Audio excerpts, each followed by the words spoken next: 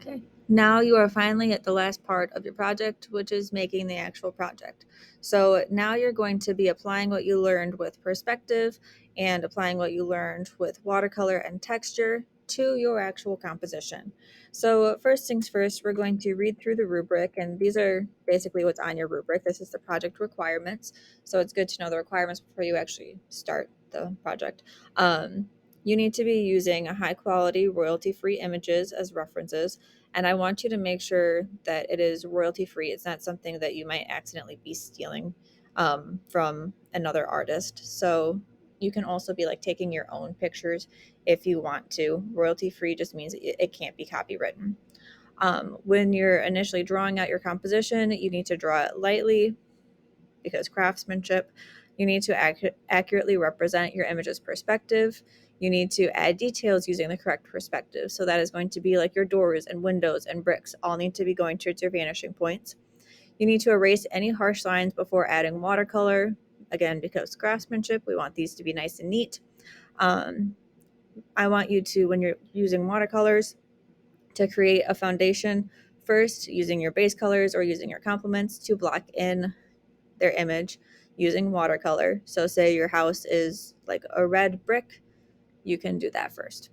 You need to be adding correct shadows to your composition, matching those in your image. So, actually look where your shadow shapes are, block that in.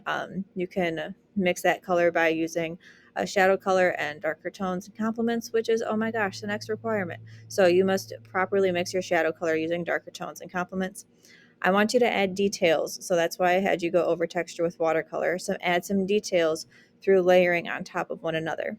You're going to be adding finer details using a detail brush, so a really tiny paintbrush, and layers and shades of colors. So again, layering is very important. You need to add texture through using watercolor, using layering and mark making. You need to add baselines to your composition using ink, so using the Micron ink pens. This covers walls and windows, but I'll let you use your discretion here. You need to add detail lines to your composition, so don't just do a general outline, actually add some details to it.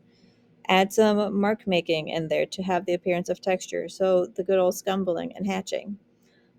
You need to create a complete appearing composition, having watercolor over the entire surface and adding details using ink.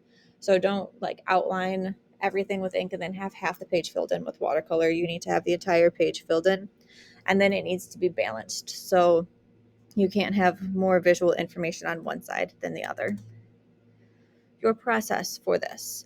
I want you to pick a building that has importance to you. So this could be one you want to live in, one that you want to own, or it can be a place that you want to travel through. Could be some place that you visited that was very important to you. I want you to either go out and take a picture or find an image of that place. So um, you're going to be initially sketching out your image using the rules of perspective and just mimicking your picture. You're going to erase any dark pencil marks, add your foundation and watercolor, and then finally add structural details using ink pens. Um, you have all found reference images before. Expect something to show up here, giving more information on how to do so, but high quality images, of course. You need to practice sketching out your form in your sketchbook before moving on to your final composition, so you actually know what you're drawing before you draw it. Oh my gosh, a picture. You're going to sketch out your composition on your final paper. You should already know how to draw it. Make sure you're following those rules of perspective. Start with your vanishing points, then add in all the details. Again, use very light pencil marks and use a ruler for any straight lines. In your drawing, make sure you're filling in the composition with details like other houses or greenery or trees, just to make sure that it is full. Then you're going to be adding your watercolor. So you're going to try and match the tones and the hues in your image the best that you can on your paper. So create a base and then add layers. Make sure that you are mixing in your shadows using the complement and the darker tones. And then you can add, oh my gosh, you can add in a lot of layers to create a dynamic looking composition. Lastly, you're going to be adding some ink detailing. So they layered in for this one. They layered in like this brown level first.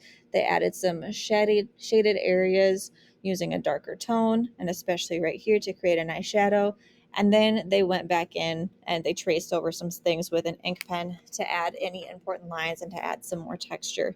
So this could be outlining walls and windows, or outlining bricks and leaves or sidewalk details, anything that you could not get with your watercolor. So this is like the final step. These are a few examples of what I imagine this project ending up looking like. So the page is full. Most of it, this one on the left has watercolor filling the entire page. You have ink outlines that really define some of the highlighting features in here. You have nice shadows and they follow perspective. Here are a few more. These don't necessarily meet the requirements because they don't fill the page, but I really like in this one how like the details fill this building, so it creates a center focus, while the other one is a little bit less detailed. So have fun with this project, and hopefully by the time that you're watching this video, the PowerPoint is actually complete. Thank you.